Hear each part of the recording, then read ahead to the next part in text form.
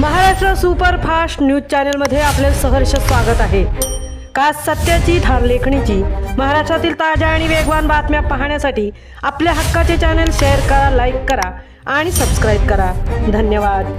मंत्रालयाबाहेर कांदा फेक, जोरदार घोषणाबाजी, शेतकऱ्यांच्या मागण्यांसाठी महाराष्ट्र किसान काँग्रेस आक्रमक, आंदोलक पोलिसांच्या ताब्यात।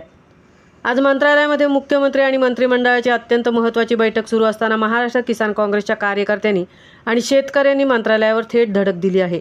वारंवार निवेदने देऊनही राज्य शासनाने मागण्यांकडे पूर्णपणे दुर्लक्ष केल्याने संतप्त झालेल्या आंदोलनकर्त्यांनी मंत्रालयाच्या मुख्य प्रवेशद्वारासमोरील रस्त्यावर कांदे फेकून सरकारच्या उदासीन कारभाराचा तीव्र निषेध केला। कांद्याला भाव द्या, शेतकऱ्यांना न्याय द्या अशा घोषणांनी आज मंत्रालयाचा परिसर दणाणून सोडला होता। या आंदोलनांचा इशारा आधीच देण्यात आल्यामुळे प्रशासन येथे कडक पोलीस बंदोबस्त त्यांनी तैनात केला होता। मात्र आंदोलनकर्त्यांनी पोलिसांना चकवा देत कांदाफेक सुरू केली। पोलिसांनी तातडीने हस्तक्षेप करत रस्त्यावरील कांदे गोळा केले आणि करणाऱ्या पदाधिकाऱ्यांना व शेतकऱ्यांना ताब्यात घेऊन पोलीस ठाण्यात नेले। महाराष्ट्र किसान काँग्रेसच्या वतीने यापूर्वी अनेक वेळा मुख्यमंत्र्यांना मागण्यांचे निवेदन सादर करण्यात आले होते। 12 आणि 13 मे रोजी आंदोलनाचा स्पष्ट इशारा देऊनही शासनाच्या संबंधित विभागाकडून चर्चेची साधी दखलही घेण्यात आली नाही।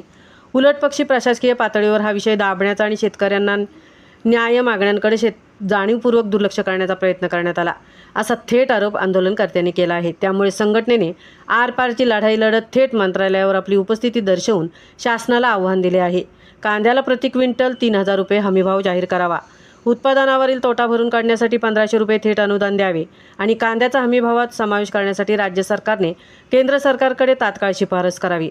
आत्महत्याग्रस्त शेतकरी कुटुंबांना मिळणारी सध्याची शासकीय मदत अपुरी आणि दिरंगाईची आहे। या कुटुंबाच्या पुनर्वसनासाठी तात्काळ किमान 10 लाख रुपयांची आर्थिक मदत जाहीर करून ती त्वरित वितरित करावी।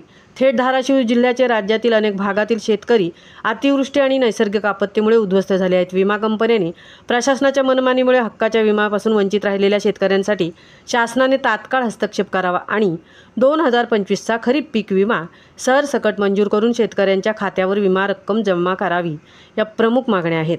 महाराष्ट्र किसान काँग्रेसच्या वतीने स्पष्ट करण्यात आले की आज 14 मे रोजी मंत्रालयावर केवळ आंदोलनाची सुरुवात झाली आहे। शासनाच्या आजच्या या मागण्यांवर सकारात्मक निर्णय न घेतल्यास 14 आणि 15 मे रोजी मुंबई आता नागपूर येथील माननीय मुख्यमंत्र्यांच्या शासकीय निवासस्थानासमोर आणि संपूर्ण महाराष्ट्रामध्ये आंदोलन अधिक तीव्र केले जाईल। शेतकऱ्यांचा हिताचा विचार करून शासनाने तातडीने निर्णय घ्यावा, अशी आग्रही मागणी यावेळी करण्यात आली। महाराष्ट्र सुपरफास्टसाठी दीप्ती पाटील सह तृप्ती भोईर, मुंबई।